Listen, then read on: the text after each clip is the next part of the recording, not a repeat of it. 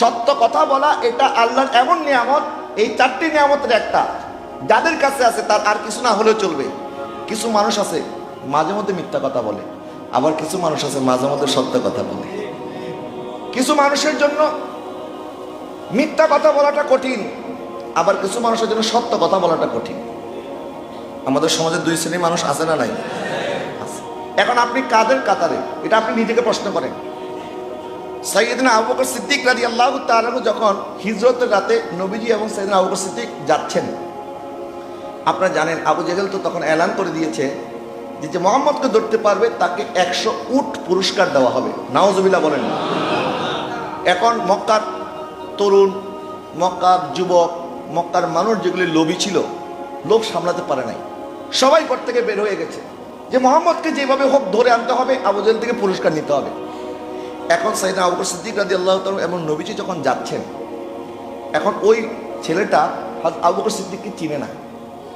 তো যদি চিনতো তাহলে তো বুঝতে পারতো যে ওনার সাথে এটা কে। তো চিনে না যেহেতু, দূর থেকে জিজ্ঞাসা করছে, এই আপনার সাথে এই ব্যক্তিকে। আর আবু বকর সিদ্দিক রাদিয়াল্লাহু তাআলা তো এখন মিথ্যা কথা বলতে পারবে না।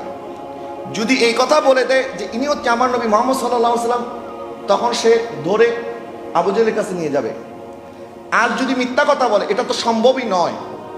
এখন এটা তার জন্য একটা বড় পরীক্ষা যে আমি কি করব, আমি সত্য কথা বলে কি নবীকে ধরিয়ে দেব নাকি মিথ্যা কথা বলবো। এখন তো মিথ্যা কথা বলার সুযোগ নাই, সম্ভব না।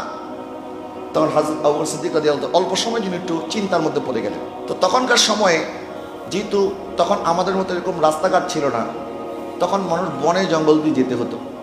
তো মানুষ যখন কোথাও সফর করতো, একাকী সফর করতে পারতো না, তখন কাফেলার সাথে সফর করতে হতো। যে কখন কাফেলা রওনা হবে, এক জায়গা থেকে আরেক জায়গায় যাবে, তো মানুষ কাফেলার সাথে রওনা করতো। আর যখন কাফেলা চলে যেত বা কাফেলা পায় না, বা এখন তার জরুরি যেতে হবে, তখন কিছু গাইড পাওয়া যেত রাস্তার মধ্যে, যারা মানুষকে পথ দেখিয়ে নিয়ে যেত, তাদেরকে হাদি বলা হয়। হযরত আবু বকর সিদ্দিক রাদিয়াল্লাহু তাআলা যদিও একটু পেরেশানির মধ্যে পড়ে গেল যে এখন আমি কি সত্য কথা বলবো, আর মিথ্যা তো বলা সম্ভবই না। যখন ওই যুবক জিজ্ঞাসা করতেছে আপনার সাথে এটা কে, তখন হযরত আবু বকর সিদ্দিক রাদিয়াল্লাহু তাআলা বলেন, হাদা হাদিউন ইয়াহদিনি ইলা সিরাতিল মুস্তাকিম, তিনি হচ্ছে আমার গাইড, আমার পথ প্রদর্শক, আমাকে সহজ সরল রাস্তায় নিয়ে যাচ্ছে। ওনার সত্য কথা বলা হয়ে গেছে, মিথ্যা কথা বলতে। আপনি যখন সত্য কথা বলবেন, আপনার দিমাগের মধ্যে আপনি নিয়ত করতে দেরি করবেন, আল্লাহ পাক সত্য কথাটা আপনার দিমাগে আনতে দেরি করবে না। সুবহানাল্লাহ বলেন।